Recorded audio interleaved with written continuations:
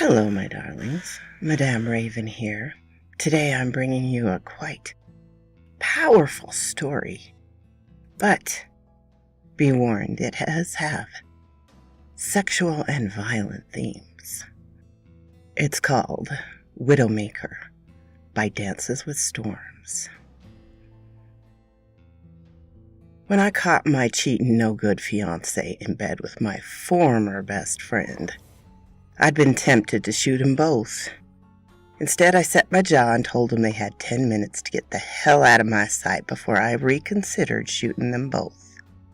I guess the sight of me standing there holding that shotgun made for pretty damn good incentive because they cleared out in a hurry.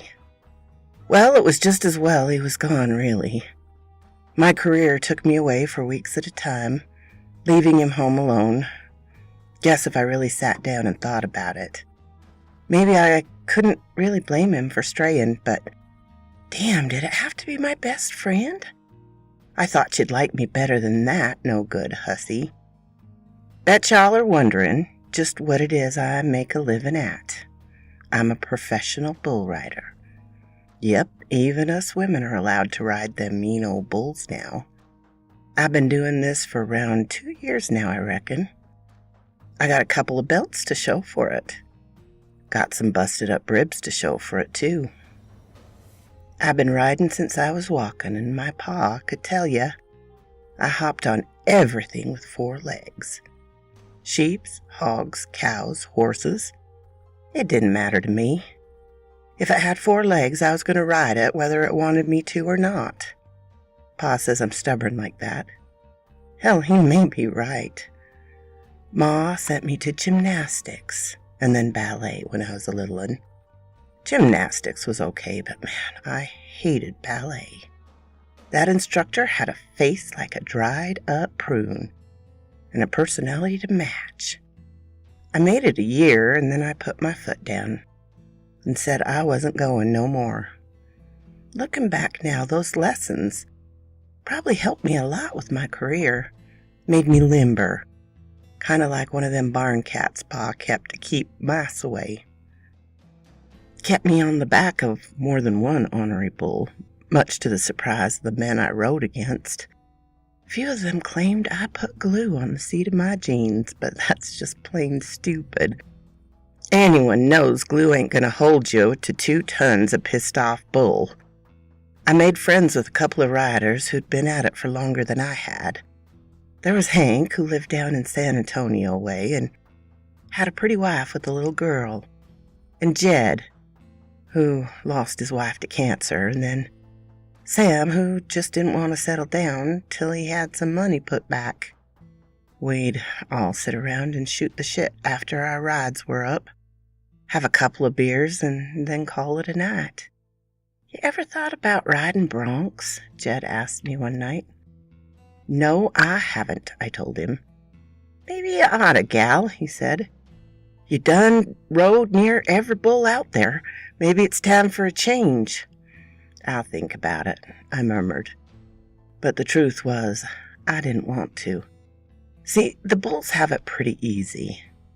Yeah, it's true they tighten a strap by their balls to make 'em mean.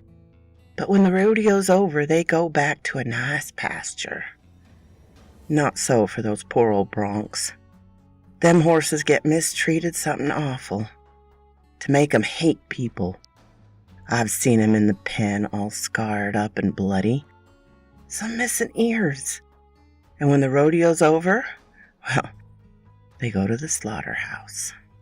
No, I just plain don't like it. It ain't right. But there ain't much I can do about it. A few nights later, we were all sitting around after the rodeo was over, and Jed brought up riding broncs again. Y'all want a real challenge? Get on the back of a bronc, he said, taking a long pull of his beer. Why'd you say that? Sam asked. Money's better for one, Jed told him. But a bronc's smart. They ain't like them big old dumb bulls y'all are used to riding. Broncs just want the strap off 'em, and you too. They want to stomp you into the dirt when you hit it. You gotta be quick and good to ride a bronc, son. I reckon I'll give it a shot, Sam said, and Hank nodded too. Yeah, count me in, he expressed. The wife could use a little extra at home. That left me. The thought of getting on the back of a bronc made me feel awful cold inside. But I couldn't be the odd one out, I reckoned. Well, hell. If you boys are riding, I reckon I will too. I took to studying bronc riders. I figured if I was going to be the back of one, I might as well watch the rides and see if I could pick up any pointers.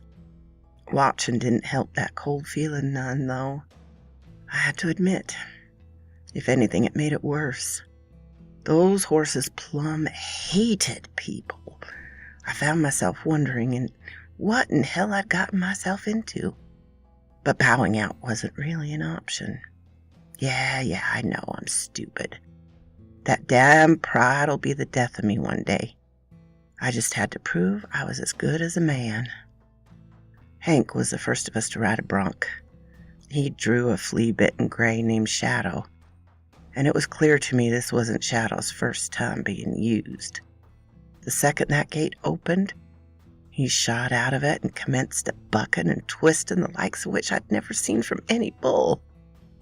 Hank managed to stay on him, though, and at the 8-second mark, the riders went out to lasso Shadow and get Hank off of him.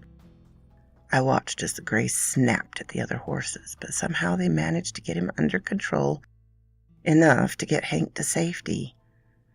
At the end of the night, we gathered up to talk to Hank about his ride. He seemed a little shaken. He was pinched around his eyes, despite the easy smile. I rode a lot of badass bulls, but I ain't never rode anything that I knew wanted to kill me before, he said. Second I got seated on that horse, he rolled that eye back at me and bared his teeth. He paused, taking a long pull of his beer. I gotta be honest. I don't ever want to get back on a bronc after that. Aw, hell, Hank, Sam said, grinning. Can't be that bad. Think I'm up tomorrow. I pulled a horse called Widowmaker. Jed dropped his beer at the name, his face gone ashen. Jed? I asked, worried. I thought they killed that son of a bitch, Jed murmured. Sam, you gotta tell him to give you another name. Oh, come on, Jed, Sam said, still grinning. I ain't scared of no bronc. Son, you don't understand. This ain't just some old bronc you drew, Jed told him, dead serious. How the hell do you think he got that name, huh? No, Sam, you can't ride that demon.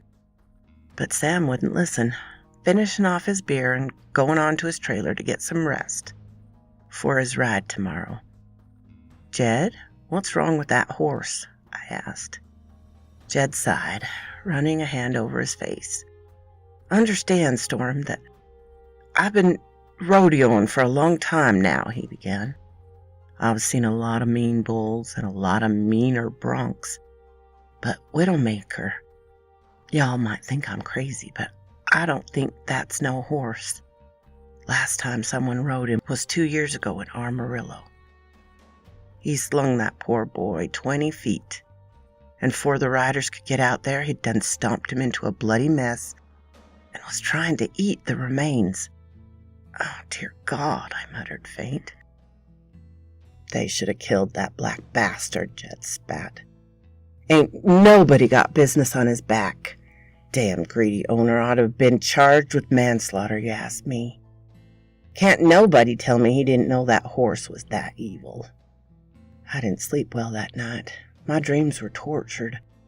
I found myself in the dark, in a sea of fog, and I could hear the death rattle from somewhere in it. Right as I was about to come to face with that, whatever it was, my alarm went off and I awoke in a cold sweat, heart racing.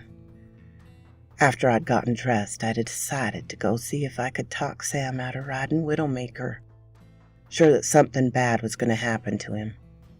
But Sam just laughed me off, even when I offered him myself in trade. I'd hoped that the thought of getting to sleep with one woman no one had been able to touch would change his mind, but he just grinned and patted my shoulder. "Storm, honey, it ain't that I don't want you," he said, "but I gotta ride that beast and show Jed he's just another crazy bronc." Sam's ride was the last one of the day. I'm sure they planned it that way. Even though I was sure I didn't want to see what happened, I found myself going ringside to watch through the slats of the fence, heart pounding in my chest. I waited for the gates to swing open for our last ride of the night. "Give it up for Sam on Widowmaker." The gate slammed open, and I got my first look at him. An involuntary cry left me.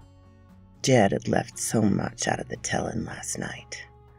Widowmaker was a big, rangy, rusty black stallion.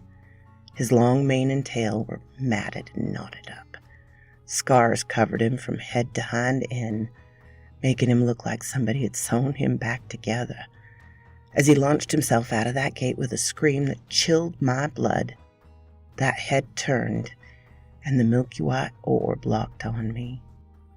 I found myself paralyzed, unable to move or look away as that big stud twisted like a cat 6 feet off the ground.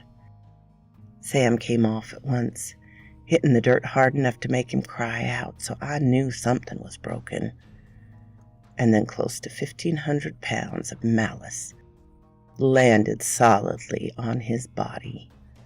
He mangled Sam, screaming that hellish cry of his the whole time. When he'd done enough damage, the head snaked down and took a chunk of him.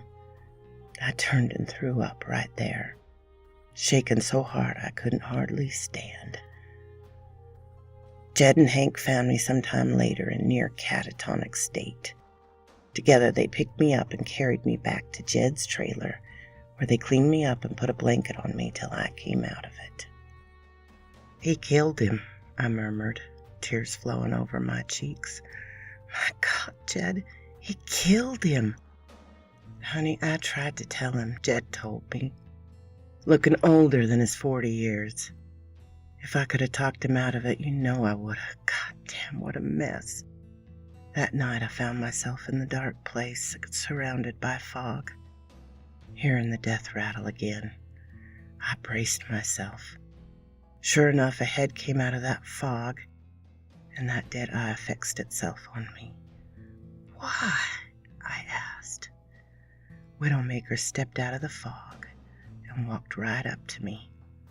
Lowering that shaggy head, he shoved his nose into my chest and blew. His breath smelled like death itself, and I had to fight not to gag.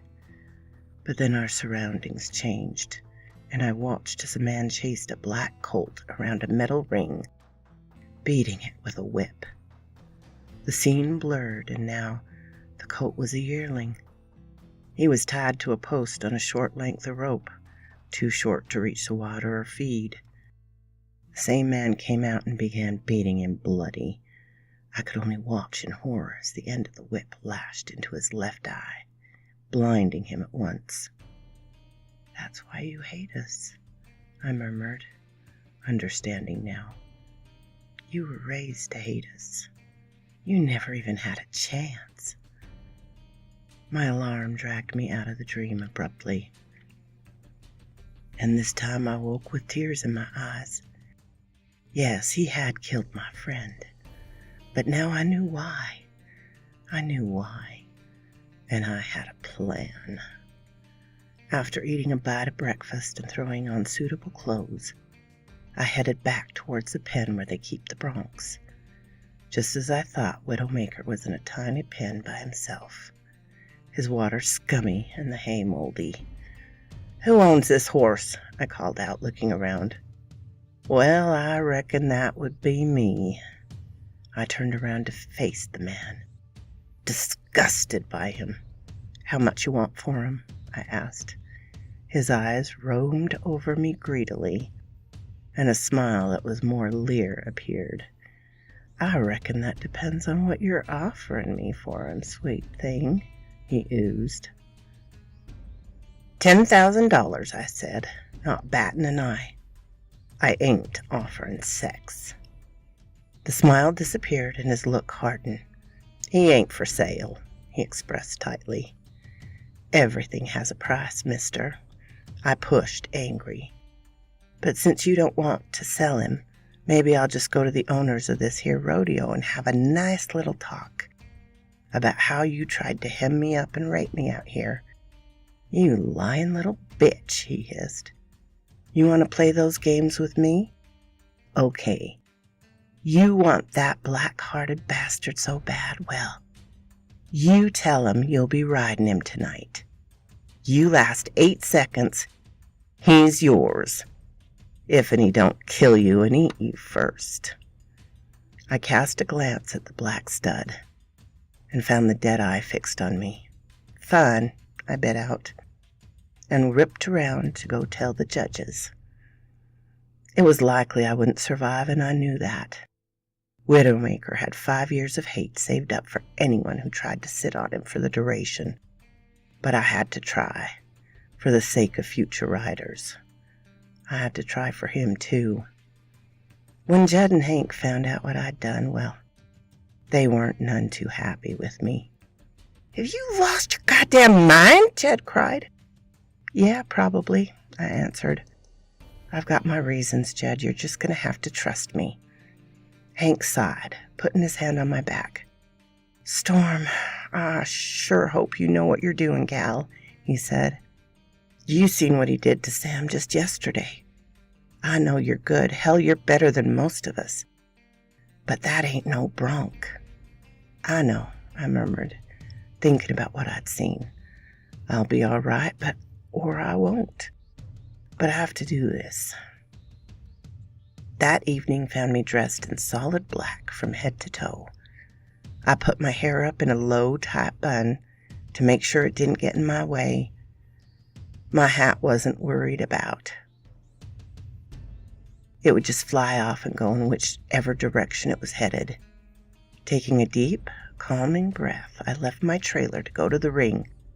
Lady, you got balls of steel, one of the handlers expressed as I climbed up into position, myself over Widowmaker's back.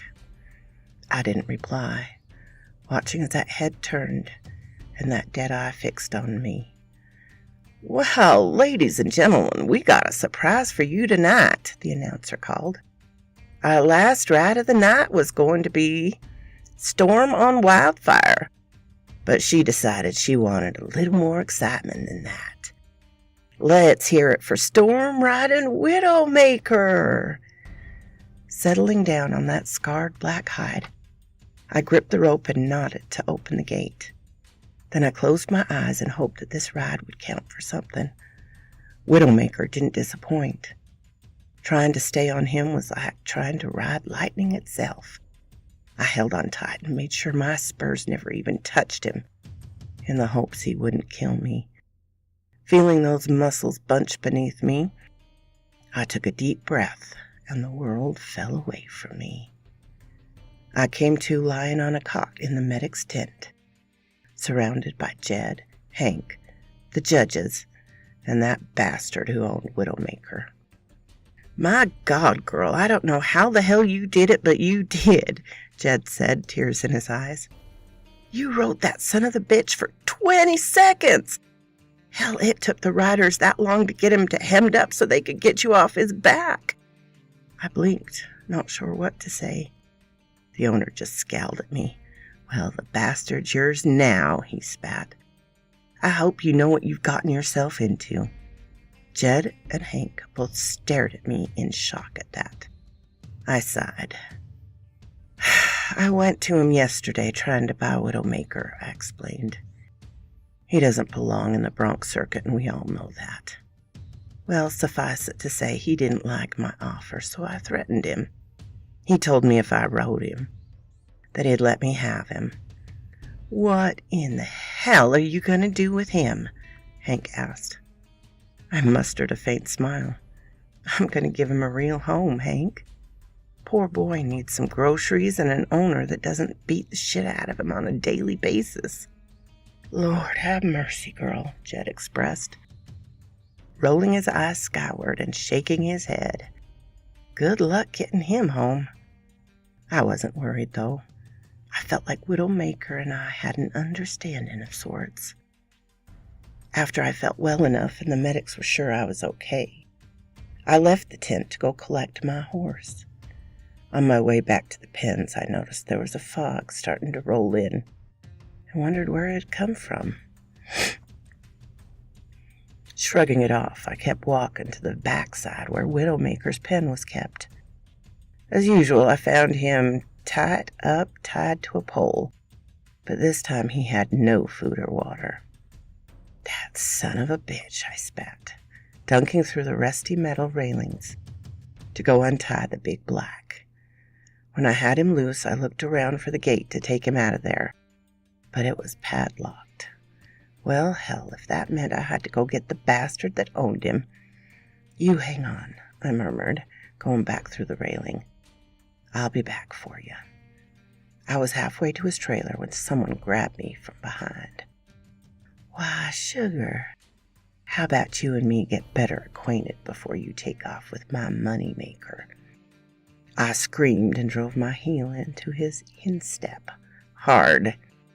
You little bitch, he yelled, trying to wrestle me to the ground, despite me stomping on his foot. Let me teach you what happens to women around these here parts.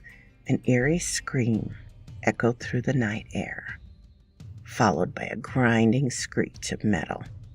Shut up, you dumb bastard, he yelled, pinning me on the ground and reaching to rip my blouse open.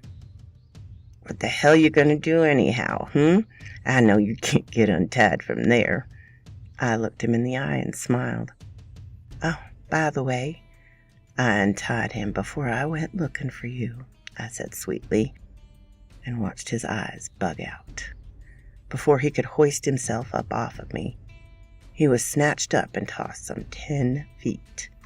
He landed with a dull thud, rolling onto his back from the momentum. As he lay there staring into the darkness with dread, well, I got me an idea. Getting up from the ground, I walked over to where he lay. I stared down at him for a moment, considering his predicament. Then I turned to the black shape waiting in the darkness. Mind if I cut you in real quick, like? I asked. The darkness snorted. I looked down at Mr. Big Shot Rodeo Man one more time, smiling at him real pretty like. All right, sugar, I said. Here's what you're going to do, because if you don't, I'm going to let him have your sorry ass. 20 minutes later saw me walking away whistling, Widowmaker following at my side. As I led him to my truck and trailer, a smile curved my lips. Glad I thought to wear black tonight, I murmured, idly scratching under his mane. Black don't show blood, now does it, big guy? He whickered, tossed his head. I guess y'all could say it was meant to be, my riding Widowmaker. He needed out of that harsh life, and I needed to understand there was always reason for things. That being said, if y'all hear anything about some fat, naked man found whipped to death inside a pen, with a halter jammed on his head, well, I don't know nothing about that, you hear? So quotes this raven.